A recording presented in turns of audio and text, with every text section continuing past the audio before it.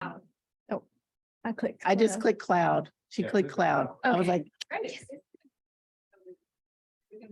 it'll go to your cloud, I guess. If you do it on a computer, you could miss it. Oh, okay. Okay. Perfect. All right. Okay, let's get started. I'm going to go ahead and start introducing everybody. So we're going to start with Professor Downs here on my left.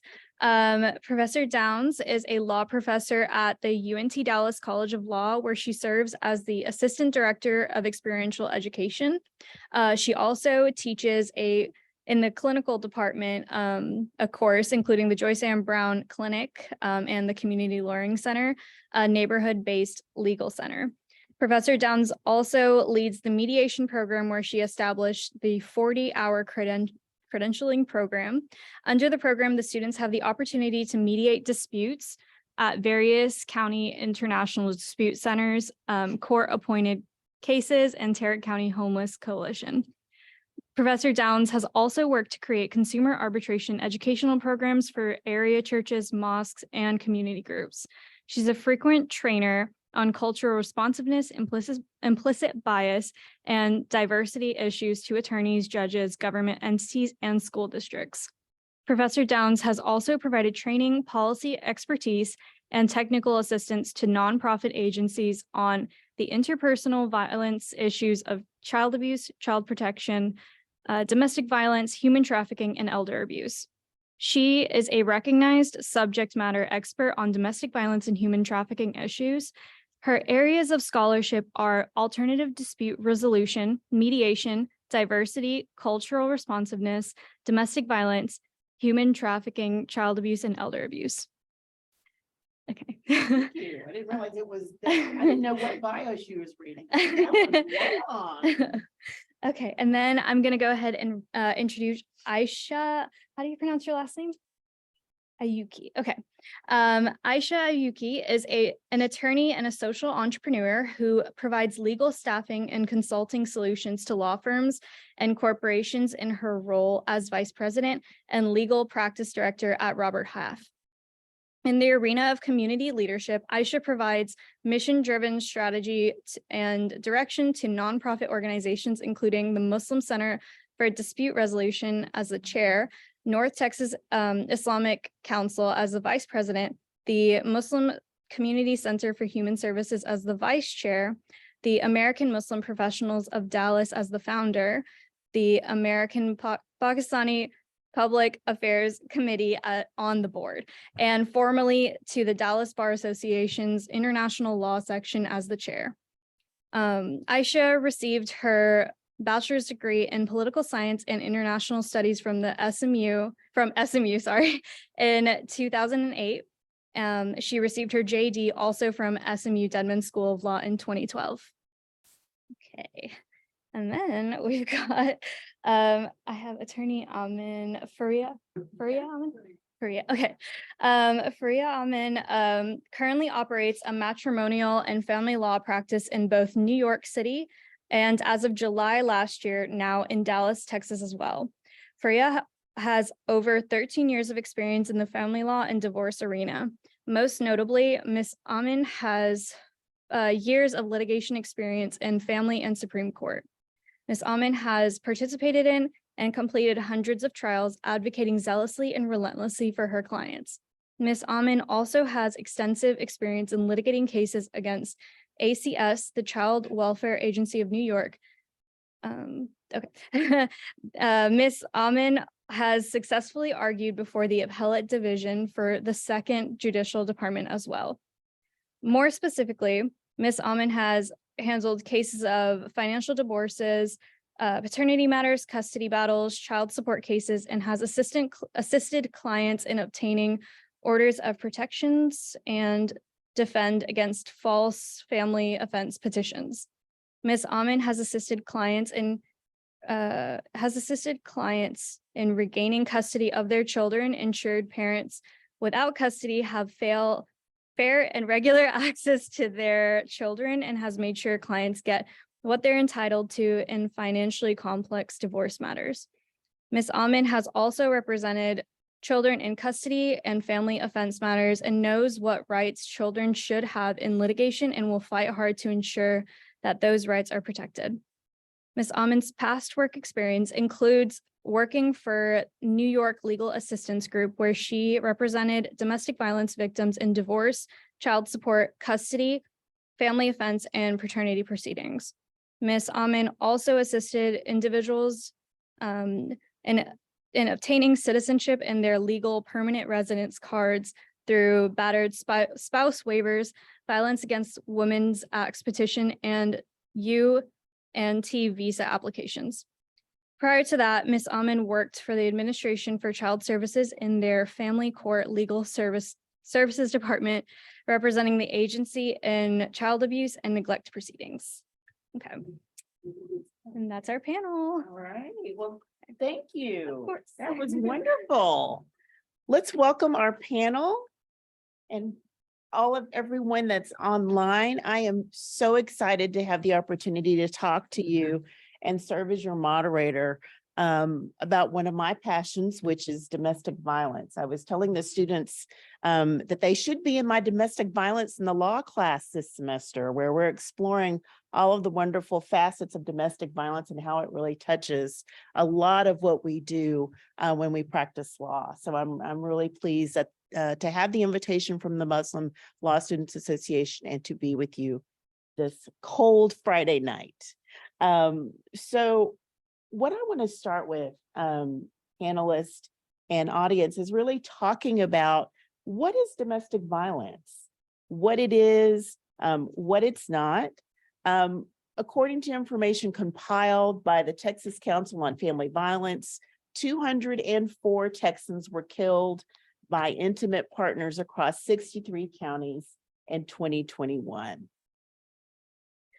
And that the composition was 204, but 169 of those were women, 35 were men. And between 2019 and 2021, there was a 20.4 increase in domestic violence cases. So we've seen a steady increase in the number of cases that are being filed in our state, and that there were approximately 59,000 family violence incidents reported between former, current, and common law spouses. Law enforcement responded to over 230,000 incidents of family violence, and that was a steady increase from years before. So as we talk about really what domestic violence is, I'm going to give this to our panelists so they can use this as a reference. I'm handing them a copy of the Power and Control Wheel. And this is a very useful tool to really think about what domestic violence is and what it isn't. And what it is, I'll hold it up so that those online, bless your hearts, can hopefully see. It really talks about the intersection of what domestic violence is about. And so using this as a guide to really talk about domestic violence, I want to hear from our panelists. And Aisha, I'm going to actually ask you to get our discussion started. What is domestic violence?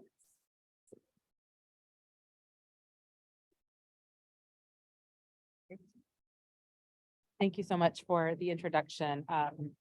So in terms of the way that, obviously there are, is this okay? Yeah. Great.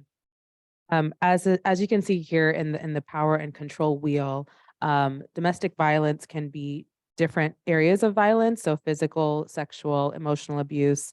There are some other areas I would say outside of here that are, I guess you could say, more modern in nature, such as financial abuse. So, obviously any sort of violence where there is a power dynamic at play between the spouses. And then if you even take a step back from domestic violence and you make it broader and talk about family violence, which is also a new term that I'm hearing in the circles, family violence can also be extended to, abuse of children, as you see here, as well as elderly abuse. So that's what I would say as a big overview. And Farah, I know that you, as we were talking this week, preparing for this panel, you said that you were in Queens.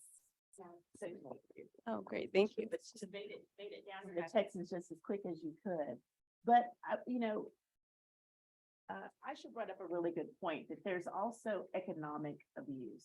Can you talk to us a little bit about what do we mean when we talk about economic abuse being part of the power and dynamic cycle? What does that look like? Right.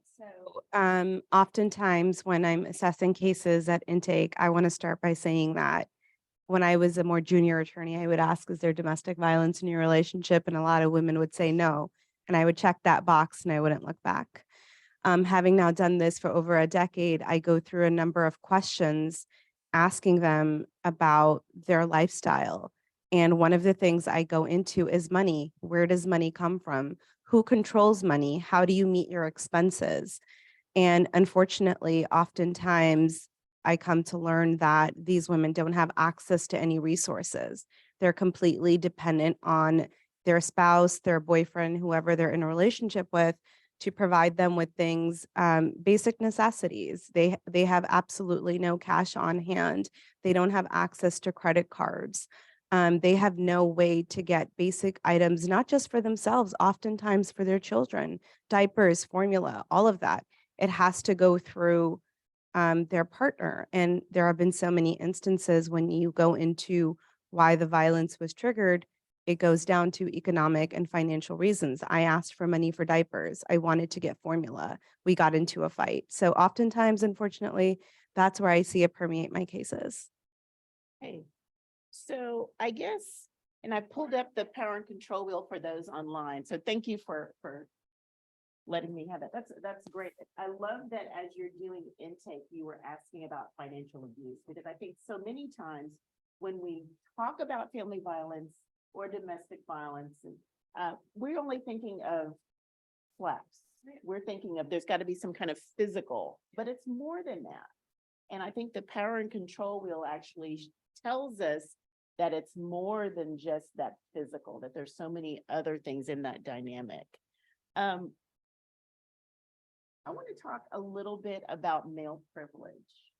That's something that's listed on the power and control wheel, and it's treating her like a servant, making all the big decisions, acting like the master of the castle, being the one to define men's and women's roles. I want to talk about your experience as a practitioner and really what you've seen reflected with the male privilege piece.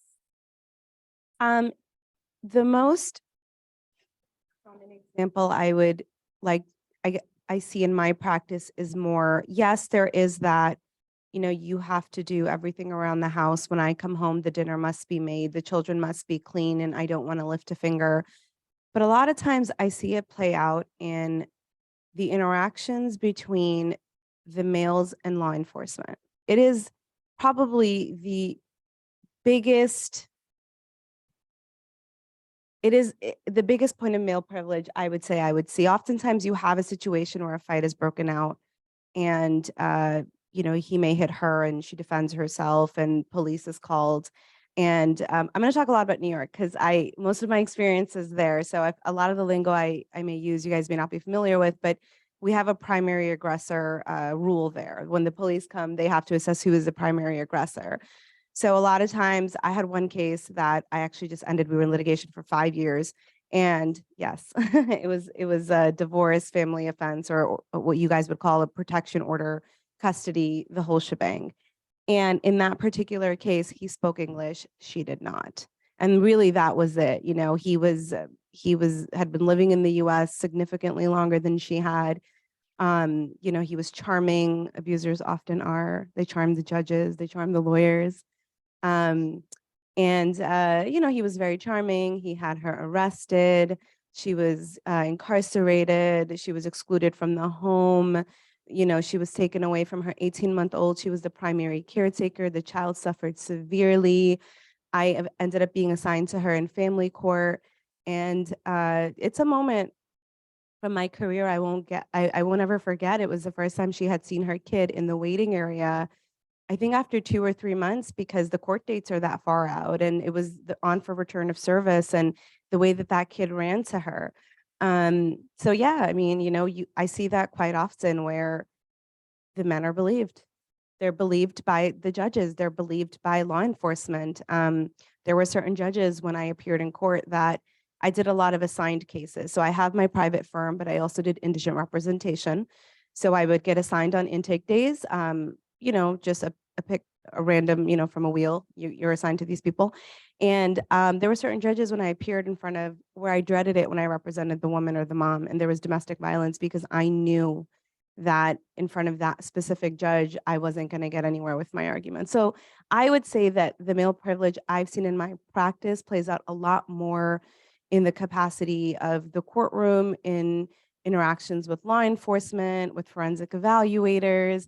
I mean, domestic violence victims are not perfect. A lot of them, English is the second language. I was in Queens, New York. It's the most diverse county, I think, in the country. I dealt with a lot of immigrant families, and it was challenging. Yeah. Thank you. I'd love to get your perspective as well. Just to add on to the immigrant families and the cultural implications, especially for the Muslim community, I think the male privilege actually comes to light way before the issues come into marriage, right? So it actually starts before the marriage, and it can be in the form of this cultural expectation where the husband's family is given more respect. Oftentimes you'll see in our cultures and communities that the wives will leave her family, move in with their family. And then the other thing to really note is the women who enable the male privilege are usually people that don't have their own, they don't have power or virtue of just themselves. And so they gain power by virtue of their relationship to a male in their family. So for example, the mother of a son, the sister of the son that's married. And so you'll see when these families,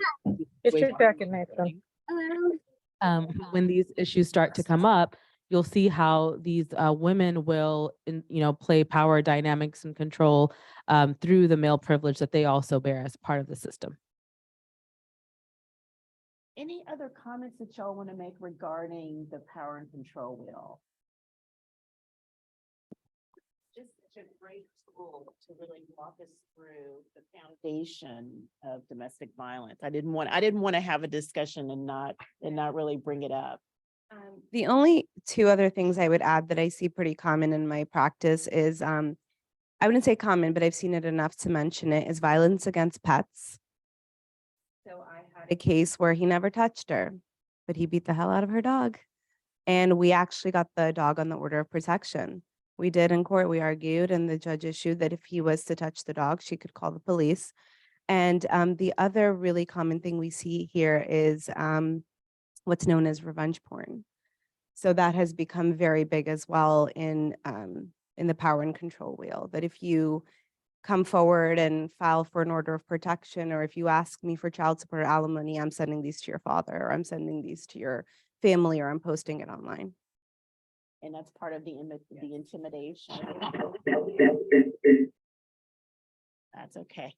But the intimidation is a real part of that, just the larger dynamic of power and control.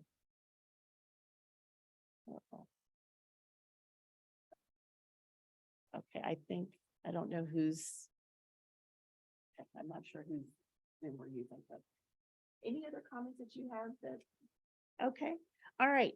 So thank you for indulging me on this. But I do, y'all realize that with domestic violence, there's a range of cases. And I know practicing in New York, you've seen probably everything that there is to see. I'm glad that you brought up the animals, because a lot of times complainants, victims, survivors don't want to leave because of the animals, and they're used to intimidate. So I want to talk a little bit and switch gears about the practice in family law with domestic violence. Really, I want to talk about the interplay between family law and domestic violence. What are you seeing in your courts or in your cases, and how common you're seeing domestic violence in your family law cases? Hard for me to answer that because I feel like I just get a lot of domestic violence cases, and I don't know if it's because domestic violence is in every case, or I've become known as a domestic violence attorney in my circle. So it's hard for me to answer that. But it is very, very common. I mean, I screen for it extensively. And more often than not, I do find that domestic violence exists in a relationship. But the jarring part is most of the time, my clients don't realize that they're victims of domestic violence because the obvious and blatant definition that is usually in everyone's mind is like, oh, well, it was just one slap, or he never really beat me. I never, it wasn't like that, but when you really dig deeper, there's an incredible amount of intimidation. There's an incredible amount of control. And unfortunately, in a lot of South Asian families, and this is not just limited to Muslims, I've done work in the South Asian community across all religions. There is a lot of violence that comes not just from the male, but his family, the mother-in-law, the father-in-law, the brother-in-laws. And these women are so just entrenched in this life that they don't know. They don't know. And I often find those cases are hands down the most difficult. Domestic violence victims make really hard clients.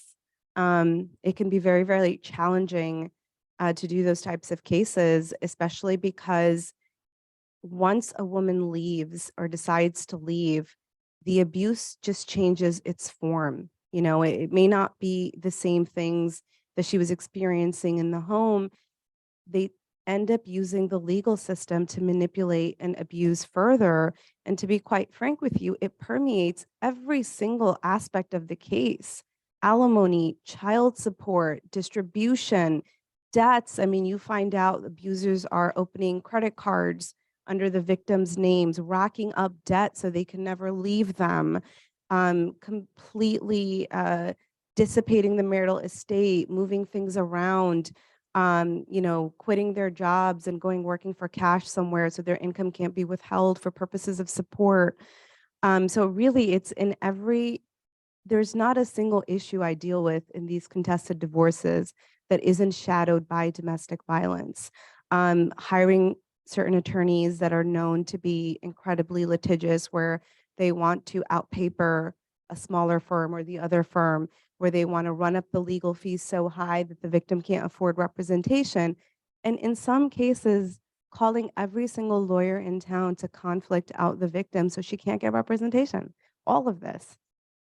I mean, a lot of gamesmanship happens. Absolutely. And I think you brought up a really good point about how difficult it can be with working with domestic violence victims.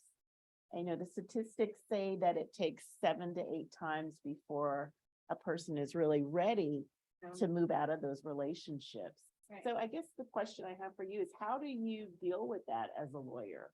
We're ready. We can see the light at the end of the tunnel for her. We can see that, wow, that you can have a wonderful experience, a wonderful life if you get out of this situation, but they're not ready. How do you deal with that?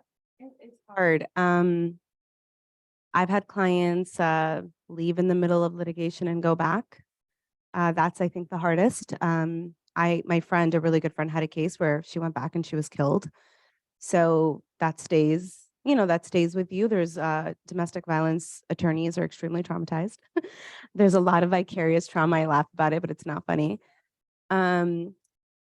And I mean, honestly, you can't, there's so many times where I just want to shake the other person and say, I'm linking you to community resources. I'm going to do, a great job for you in court. Like, you're going to be fine. I have 30 other clients you can talk to who are all single moms now who are working and have their own apartments and they're really happy, but people have to do it at their own pace. I mean, unfortunately, a lot of times in our community, there's not support for the woman to leave. I have a case right now, a very contested litigation in New York, where my client's mother-in-law put a knife to her, it's a Muslim family, put a knife to her in a dispute between the daughter and the son. And there was a criminal case that ensued and she wanted to drop the charges. And I spoke to her about, you're going to be going into court for a custody battle now and divorce and all of that. And I don't think you should drop the charges against the mother-in-law. And she was like, absolutely not. My entire family would disown me if I continued with this. However, there was a legitimate threat to her. And, she caved to family pressure. And She ended up dropping the charges, and now that act of her dropping the charge is being weaponized against her in court. Like, well, if it was the truth, she would have never dropped the charges, so she's just a liar.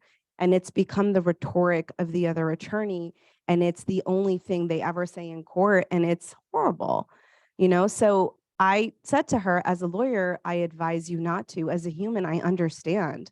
That's your mother-in-law. You don't want to be punitive. You don't want to see her go to jail. You don't want the entire community to, you know, hate you or whatever it is, right? Because the consequences go far beyond the courtroom for these victims, especially in insular communities and smaller communities. So you can advise, and it's really hard sometimes to not get or become a social work attorney or to, and I do get social workers on my case for that reason. You know, I always try to get social workers because, you know, we have to recognize our role as advocates and not, you can't save everybody. And if you get caught up in that, I don't think you could do your job as an advocate.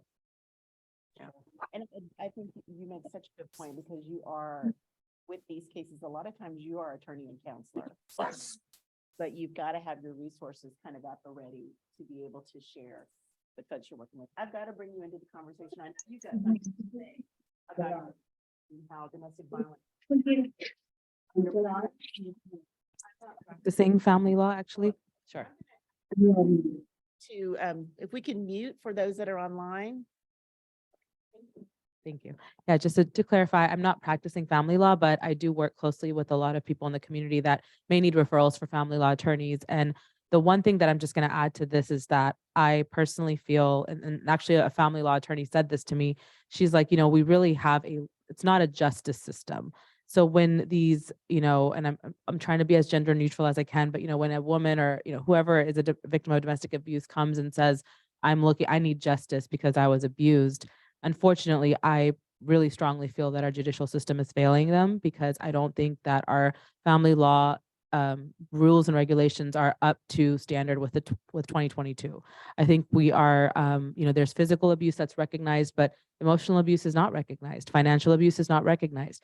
What you hear in practical, you know, in the real world is that, well, do you want to spend all this money to litigate this? Do you really want to go this route? Like the judge is not going to care. I mean, this is what you hear, and this is the reality. And I think that it's a great opportunity for law students that are here, for practitioners and lawyers to really think about, you know, what are we doing to really level up, you know, with the family law code and to kind of make it so that, sure, you know, we might have a legal system, not a justice system, but it's just in the bigger scheme of it all, it just doesn't, it's not fair, right? At the end of the day, when all of these things are just going unnoticed and, you know, you're just forced to negotiate.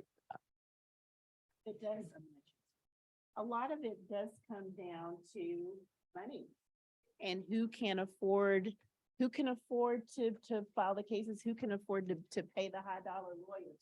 You know, in our time together, we were talking very broadly about Texas and kind of some of the numbers for domestic violence cases in Texas and how there's an increase. But I wanted to at least pull the statistics for Dallas County. So one of the great things that Dallas County has is a domestic violence dashboard. It's a year old, and you can actually pull these. I pulled these this afternoon before I came down to be with you. And these are the statistics of domestic violence cases that have happened year to date. So this is updated constantly. There's also information related to the number of victim survivors that go to shelters and some other information that's pertinent. But I mean, if you look at the numbers, you can see from the gender information, it's mainly women who are victimized by domestic violence. And if you look at the ethnicity and race, it's Black and African American and Hispanic. Those are the top folks that are impacted by these, you know, by these cases. But we know that there's so many victims who don't report. So I guess how do you deal with folks who come to you who don't want to report what's happening to them?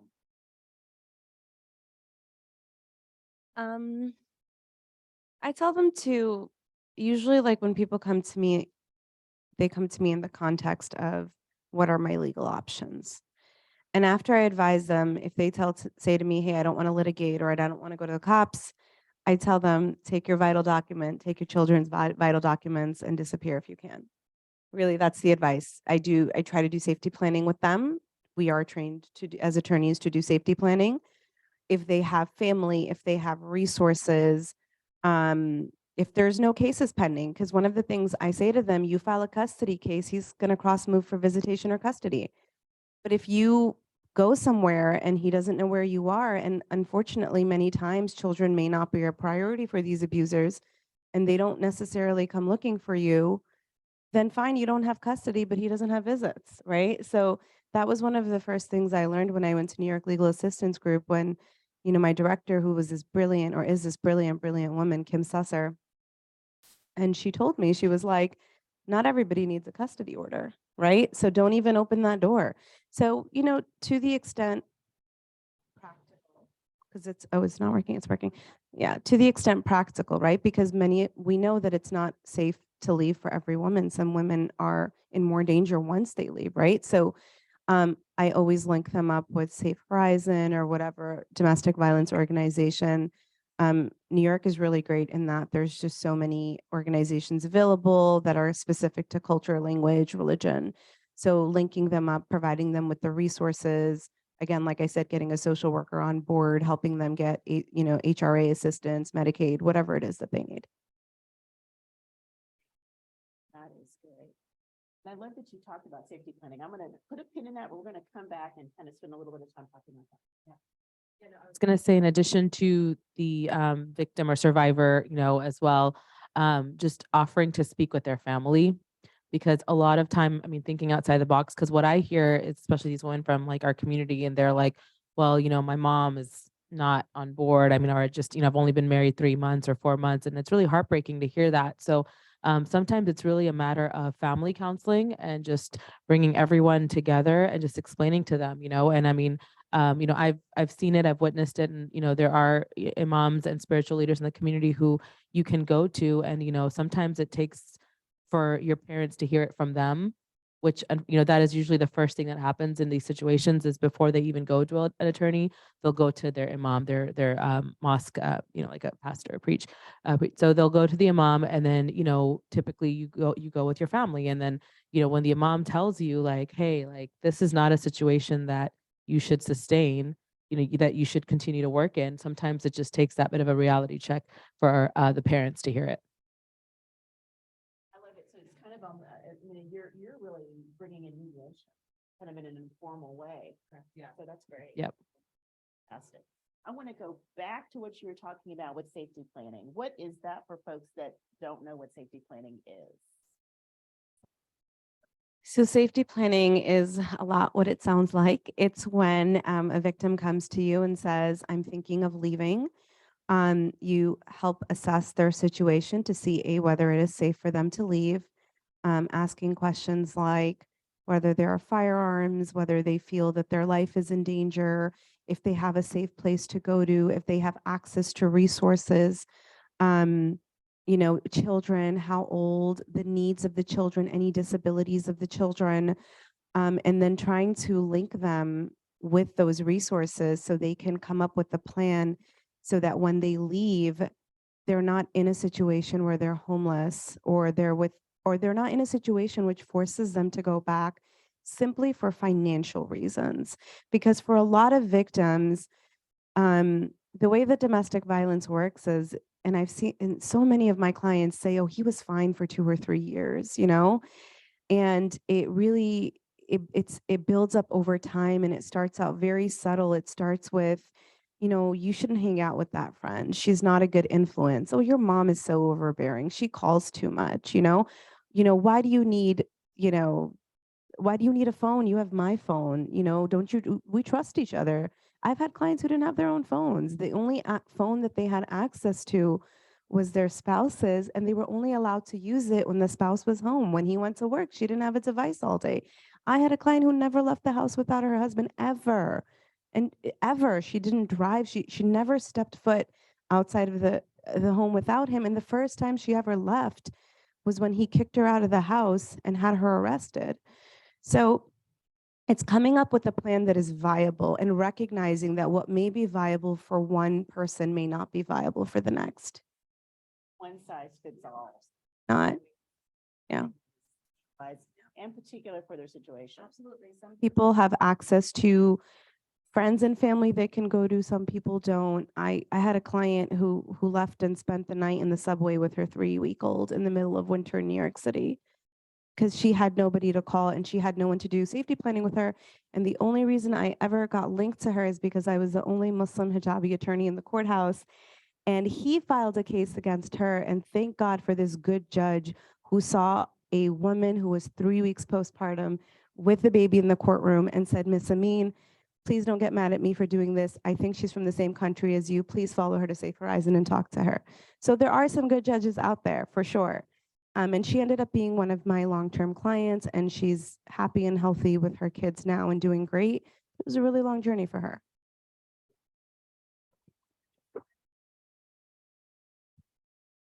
That are tied back to that power and control wheel, which is why it's so foundational to this discussion.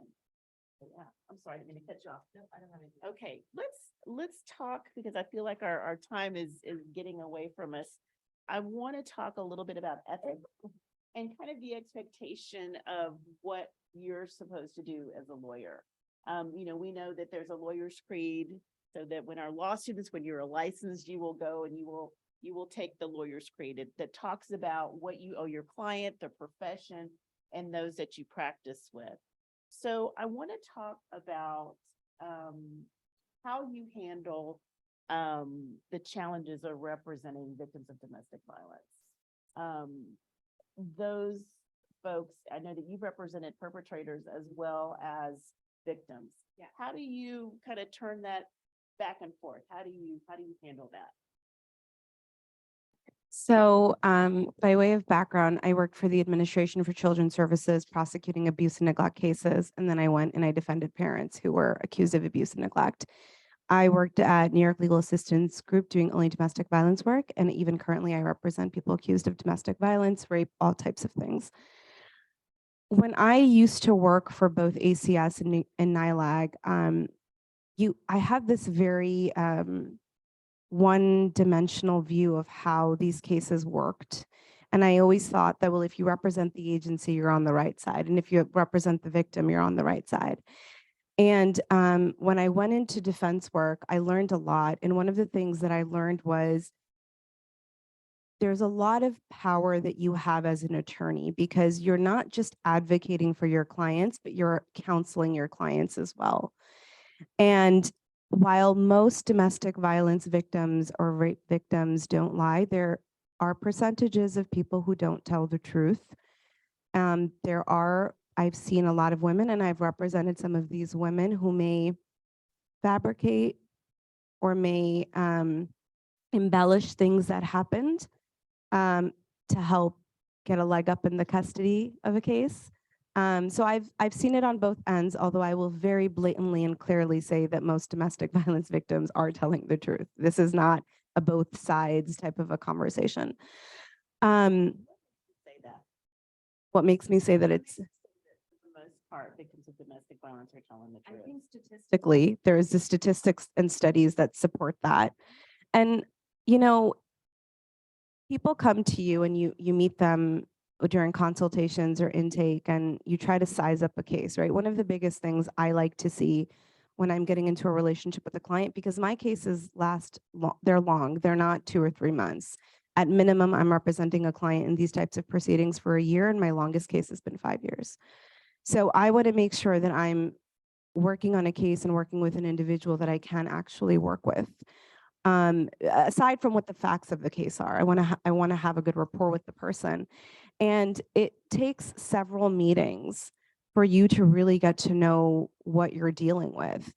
And a lot of times for victims of domestic violence, the things that they focus on, the details that they remember, their priorities, it's really what, nobody's walking around with a camera. Actually, people are nowadays. But in these intimate, in cases where there's true, I don't want to say true, but intense violence, The women are too scared to record anything. Their abusers delete everything. I mean, I've had so many victims come to me and say, I was abused for 23 years. I have one photo because he deleted everything. And I'm like, girl, I just need one photo. Just get me, I will make this one photo work for you. Don't worry about it, but you see that so often. But it's things like I've had women walk away from multi-million-dollar estates because they just want their kids to be safe. I mean, that makes them very credible to me. I've had men who say, I won't, I don't want custody if she forgoes child support. So these are things, I mean, you learn to read people. A lot of it is just experience, right? But I've also had a case. I had a case actually just last year.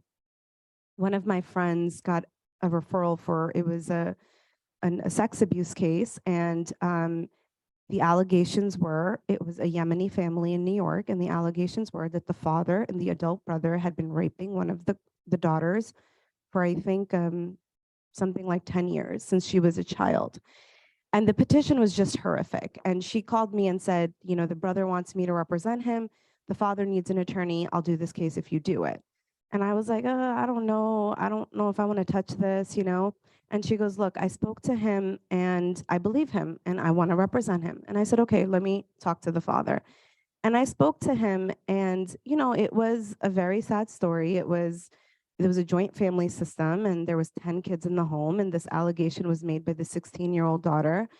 And it was the month of Ramadan, which is the holy month for Muslims. And, I've had cases where I have represented abusers, and I'm proud to say that I was able to counsel them in a way that I think the case settled to the benefit of the victim.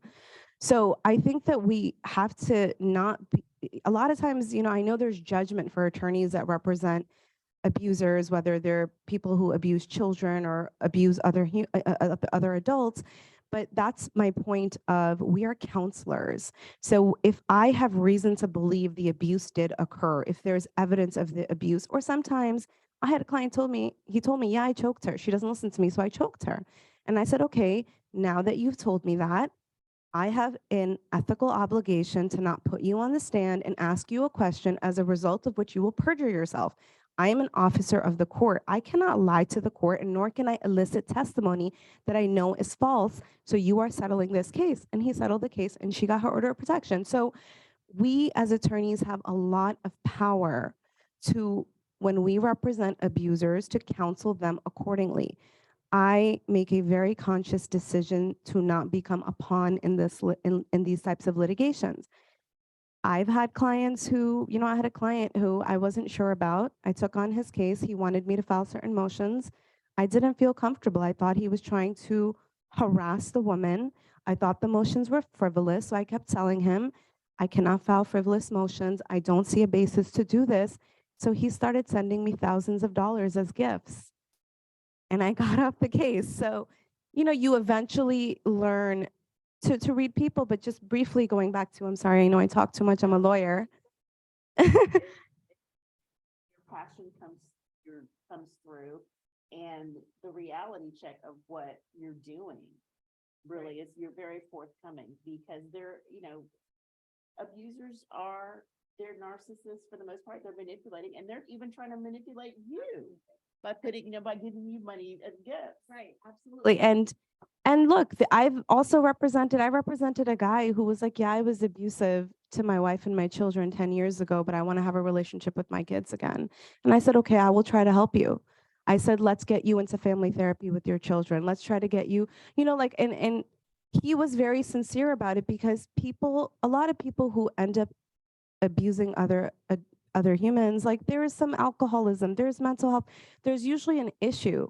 So it's not a one size fits all, where it's like, well, you're an abuser, you're labeled, and you're never going to see your kids again, or you can't have access to you can XYZ, or you can't go to your children's events and stuff like that. I mean, there are people who do come to terms with what they've done because they suffer the consequences. His children wanted nothing to do with him, right? And that may be a little too late in life that he realized it, but he did. And I did try to help him, and it didn't work, and that was the end, But with respect to this case, I mean, this man wanted to retain me, and he was this elderly Yemeni man, and I believed him. Like, there was something about it where he said, I didn't do this. I believed him, and it was Ramadan, and I just prayed. I prayed to God. I said, I don't know whether I should take this case. I want to help this man if he was wrongfully accused, but I don't know. The statistics are that this girl probably is telling the truth. I prayed on it and I said, put it in my heart to take this case if it's meant to be. And I did. And it ended up, the whole thing was fabricated and the family ended up being reunited. And she came forward very quickly after making the allegation saying, and unfortunately, I've seen this a lot too, I wanted to go into foster care because my parents were too strict. But when the court ordered me to continue to remain in the home with my mom, I just want to let everybody know that this didn't happen. And I've had a couple of cases that way. 95% of my cases, a child was raped, but I've had a few cases where the child eventually comes out and says, you know, and in this particular case, the police said that the evidence, the statements of the child, everything was incredibly inconsistent. And something as practical as this was 14 people living in a 3-bedroom apartment in New York City.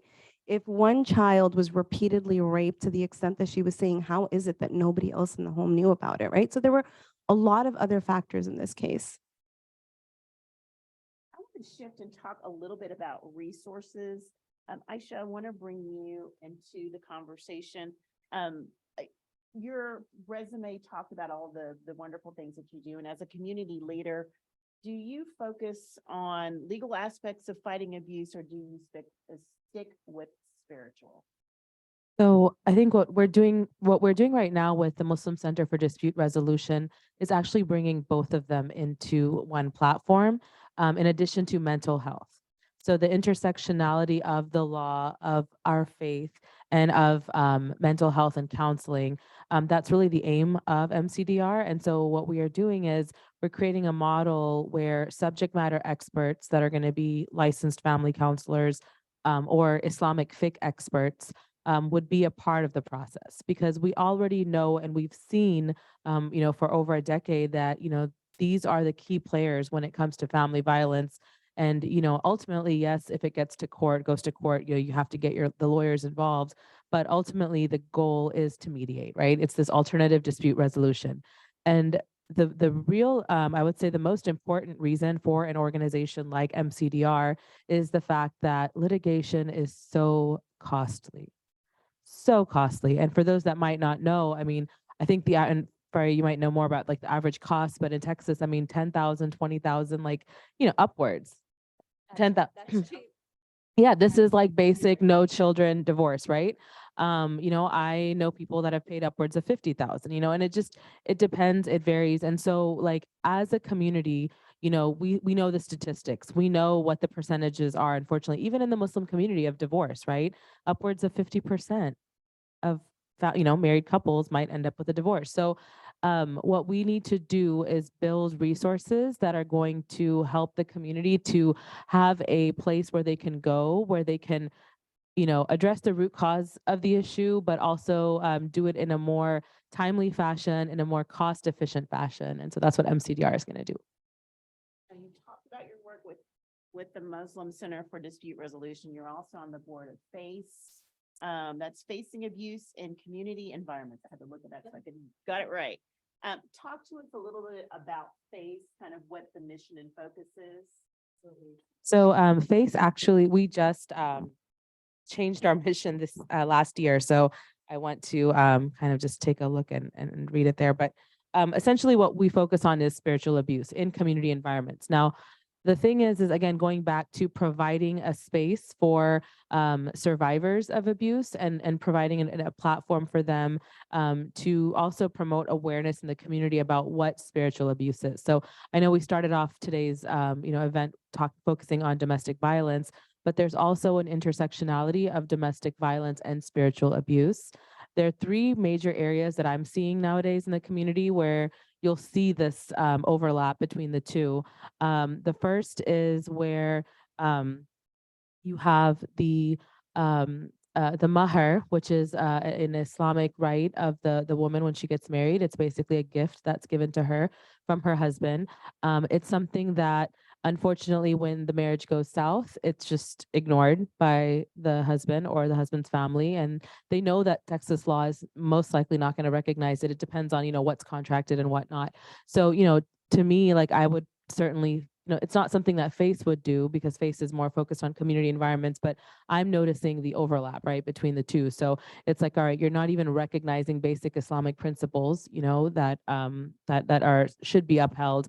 The other item here is with this misunderstanding or this opinion that you just once you are legally divorced by a court of law, like in the state of Texas, that's not enough. And we have certain imams in the community that are, I would say giving really bad advice to certain people in the community saying, okay, now you have to come to the mosque and you have to sign this other piece of paper and you have to pay us to do this. And then you're Islamically divorced, which that is not the majority opinion. And I've personally consulted a few imams in the North Texas Islamic Council. So I think what I'm trying to get at is, and kind of what the MLSA is doing here is we need to have conversations. We need to connect with the leaders in different parts of the Metroplex and different parts of the nation. And like, as an attorney that's not practicing family law, I feel like that's been my focus, right? Is like, how can we network? How can we leverage our resources, our organizational knowledge, all of this education that, we all have? How can we actually put that into action so that we can, make an impact? And so that's kind of been the focus. I love the education piece. Love it, love it, love it. Because the more you can talk to those that are impacting and doing the work, it's going to make it better for everybody. So I want to talk, we're literally running out of time. We have gone longer than we said we were, but I want to end talking really quickly about vicarious trauma and self-care. There's been a lot of talk about self-care. During COVID, it was a very hot topic. But statistics show and research done by the American Bar Association says that lawyers are in trouble. We're drinking more. We are not resting. We're overworking more than we did before COVID. So given just the volatile nature of these cases, the stress of these cases, how do you take care of yourself? I don't. That is my answer. The answer. At all. This work is all consuming. If I started to bill my clients for how much they think about their cases, I sometimes wake up at 3 a.m. and I'm doing cross-examinations in my head. Being a litigation lawyer is very stressful.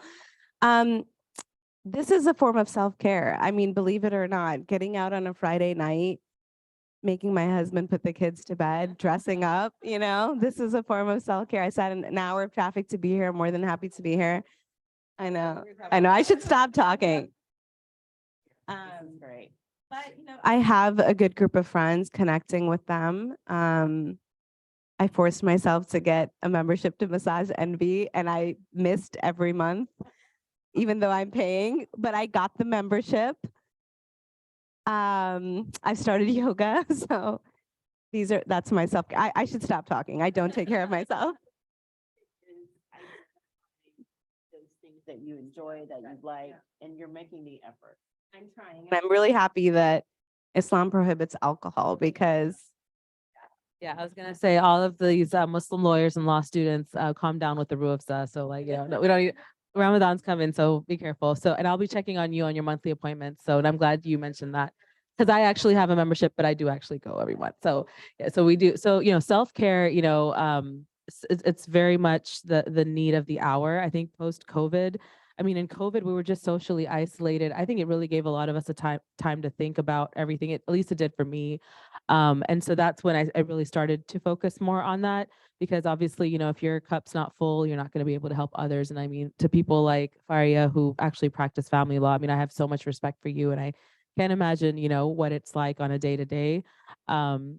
So I would say the biggest form of self-care for anyone in the legal field, or even anyone going through a violent situation, is taking care of your mental health. And I know you touched upon this earlier, but there is an organization here for those that are looking for Muslim organizations, the Muslim Community Center for Human Services, and there's also MAPS. It's a Muslim professional network of counselors.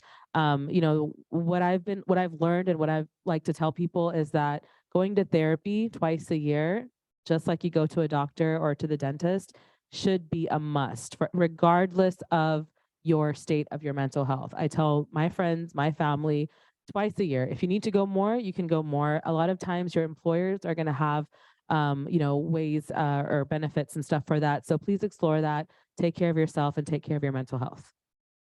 Love it, love it. We do have a couple of questions before we get to our final thoughts. And let me make sure. Okay, so there's one question. Once the victim decides to separate and you're able to help them with resources like places to live or job and all that, how much time does it take? A few months or a few weeks?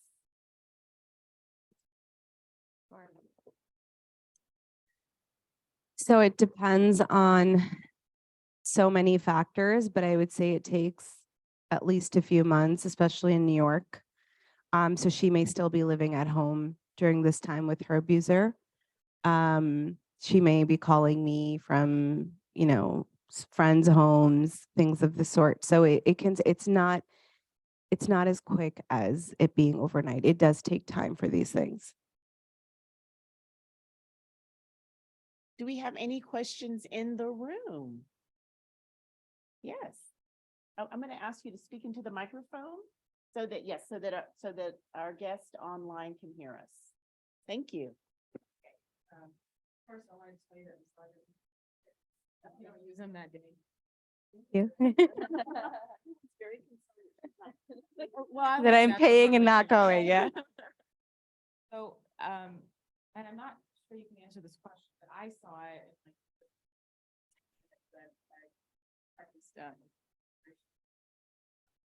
But do you see a lot of, if the victim is dependent on the spouse for a visa, a lot of abuse, if you don't do what I say, you're not going to have a visa anymore, have to go back, you're going to live.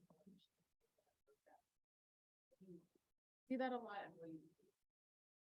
I'm so glad that you asked this question because yes, and I love New York because that is a basis to get an order of protection in New York because that is considered a threat.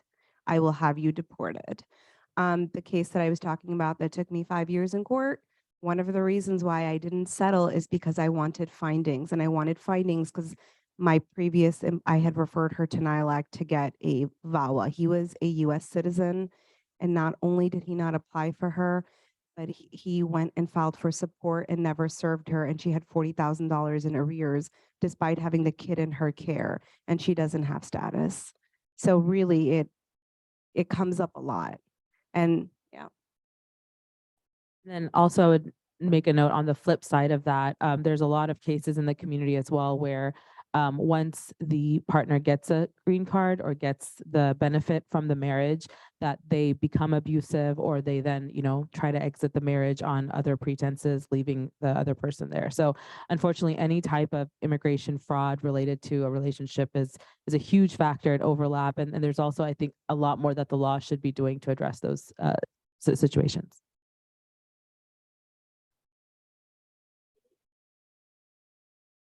Okay, thanks. So you mentioned that one thing we have to focus on is changing the family code. What are some avenues that we can take as students and lawyers to work on something like that? That's actually the question of the hour. And I this could be a conversation we can continue offline because I'm very passionate about it. And I'm also kind of researching the same. I think maybe our moderator here and law professors might be able to guide us actually with something like that. I would imagine that you'd have to start with the state bar that, where the family law section, and really just have some sort of an informative conversation around, utilizing experts. So mental health experts that can define what constitutes emotional abuse, what constitutes financial abuse, how can we get this codified, right? So it's really a matter of the people, obviously y'all are in law school, you have a lot of the research and the work that you're doing. I think it'd be an amazing project. And if you're interested, I'd love to continue this conversation. I will just briefly add and say impact litigation is usually the way to go. There unfortunately sometimes needs to be a death or some really horrific, tragic event that serves as a catalyst. there's been a lot of lobbying in New York over the years. When I was at NILAC, we usually joined in with the supporting brief for any of the impact litigation. Usually it was like NILAC, Legal Aid Society, all these public agencies would put in support papers. The bar associations would mobilize. They would put in their support. Sometimes judges would. So it really takes a lot of mobilization and a lot of educating, right? Because a lot of people don't realize what these things are. When I was at ACS, I had a case where the father killed the mother in front of the child, and it was an emotional abuse case. And the law, luckily, there accounts for these things. But unfortunately, tragedies sometimes need to happen for the legislator to expand these definitions. Do domestic violence work is the Fifth Circuit just came out with the Romney case 3 weeks ago that said that for those perpetrators who have a protective order against them, they will be allowed to have guns. And we know that if you have a gun in the home and there's domestic violence, there's a likelihood that someone's going to be killed. And so this is a case that everyone is watching. We know it's probably going to go to the Supreme Court. And if you're interested, I'm doing some work with the American Bar Association right now on some programming. And it's probably eventually going to get to the point where there's an amicus brief. So we've worked on a couple of amici on some other issues related. So if you're interested, just reach out to me. There's plenty of work to do. Plenty of work to do. So yeah, there are questions. Okay. I was actually really interested in the cultural component of, I guess, whenever you have a client who doesn't want to litigate or doesn't want to go or not litigate or even prosecute against their, ex because of cultural things and family situations and stuff like that. And I know you guys touched on it, I guess, briefly, but what are some solutions that you guys have implemented to be able to handle those kind of cases and allow litigate and Please comment and then give it to Faria. But I think for the initial people that come looking for that or wanting to know what they should do, they're even scared to talk to a family lawyer. There's so many people that are like, no, I don't want to speak to a family lawyer. I'm like, you are just going to get information so you understand what your rights are. It doesn't mean you're actually filing the petition, but that fear is there. And I think the way that I typically approach these situations is education, right? It's just this is what your culture is, and this is what your faith teaches. And Islam, one of the most beautiful things about our deen is that we have the right to divorce, right? And women are granted all of these amazing powers. And I think that it's just this culture that makes us forget how powerful our deen is. And it's just honestly I get goosebumps every time I think about the amazing things that we are offered. So just that education about the difference between culture versus religion can sometimes be very helpful.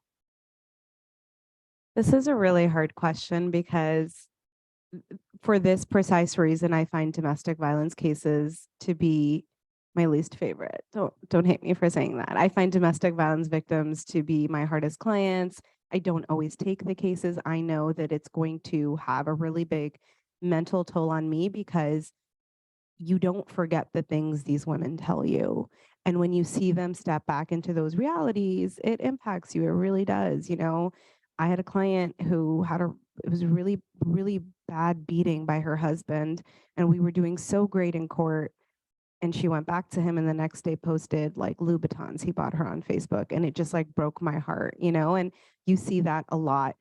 One of the things I do a little bit more now, and I question it ethically, I'll be quite frank with you, if I should even be doing it, maybe I shouldn't be talking about this, is, it's being recorded. Well, I had a woman come to me quite young in her 20s, domestic violence case. She's telling me all this stuff. And, there's a playbook. There's a playbook. We recognize it. And in my head, I was like, this guy's doing this next. This guy's doing that next. But she did not want to hear it. She kept saying to me, she called me Baji, which means older sister. She kept saying to me, Baji, I need to save my house. I need to save my house. And I said to her, I've seen so many like you, 10, 20, 30 years down the road. Just please listen to me. Don't go back. And he played out the playbook, and she's in court now. And she was like, thank you. Thank you for being the only person in my life to push me. Because every single person told her, save your house. Yeah. So that's why I probably need therapy. You gave her a reality check. I mean, you gave her a reality check and told her what she needed to hear, even if she didn't want to hear it. And sometimes that can be very powerful. I've had so many, I was a former prosecutor and I had many, many victims who didn't want to hear what I had to say. Not right then, but later on, the timing was right. Yeah. Can you hear me? Yeah. Okay, just to add to that, I'm an immigration attorney and I've worked in domestic violence scenarios, and there's a constant overlap in immigration as well. I think as far as the community response, I would say believe them, right? I don't think there are enough people who believe victims of domestic violence, and I think empowering them goes a long way. And I think one way is to push somebody to, make a decision, but that also backfires sometimes. And so just believing them, meeting them where they are, finding the resource that they need to come to that decision also goes a long way. It's not a one size fits all type of situation. You just have to meet the person that they are and see the Yeah, I agree with you, which is why I think that's a really hard thing. But the other piece of that is that while so many of these women are sort of figuring it out, the other person is 20 steps ahead of them. And, New York is pretty good with domestic violence and the judges are trained there frequently. But even with that, we as attorneys have so much work to do, so much educating to do with the judge to try to explain, like in this particular case, it was a joint family system and I'm in front of a white judge, right? What does the judge understand? Like this guy recorded her during a conversation in which he said, he asked her 28 times, you lied against my mom, didn't you? 28 times in like a 5-minute conversation. And eventually she said yes to make him, stop interrogating her. And she said to him, please take me back. I will let your mother beat me. Okay. So it requires so much education on part of the attorney to say to the judge, what kind of mental state is this woman in?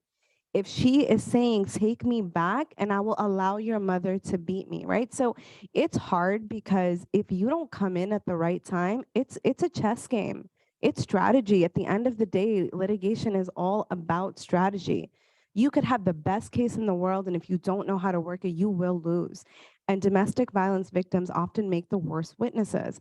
They are depressed, they have memory loss, they don't have evidence, they didn't know to save their documents, they don't have photos, they didn't go to the cops, they didn't go to the hospital. So many times as an attorney, that little push could really be helping their case. Great question. Great question. All right, any other questions? So I guess as we end our time, what's the one thing that you want to leave our audience with about your practice and domestic violence? You want to start? Yeah, no. I would just like to just make a little pitch for the organization that we're starting, just so everyone can start educating yourself about it now, because I think it's going to be, this is kind of like a long road ahead in terms of community education. And the more allies and advocates that MCDR has, the more impactful the work will be. Our website is www.mcdrglobal.com. So please check us out, support us financially. Ramadan is coming up. Please keep us in your duas and prayers. Jazakallah khair. The one thing I will say is, much like what Aisha was saying, it's not a justice system, it's a judicial system. That being said, it is a necessary evil for a lot of these women. And what a lot of these women lack is support from their families. They're too embarrassed to talk about it in their communities. And I would say if you see someone, you think they're in a bad situation, be there, support your sisters, mothers, cousins, friends, because that support does go a long way. The court system re-traumatizes victims of violence. It is a very difficult space for them to be in, but in order to get custody of their children, which they absolutely need in these types of situations, they need to go through the system. Mediation is great in theory. Mediation does not work in domestic violence. Mediation is not successful when there is a power imbalance. I have a case right now. I talk with examples where my client's abuser said, you have 48 hours to settle this. You can't negotiate it, or I'm taking these extreme actions. And she is terrified. She is terrified, and that's why mediation doesn't often work in these scenarios. So please be there, look for the signs, talk about it openly, push your friends. The end.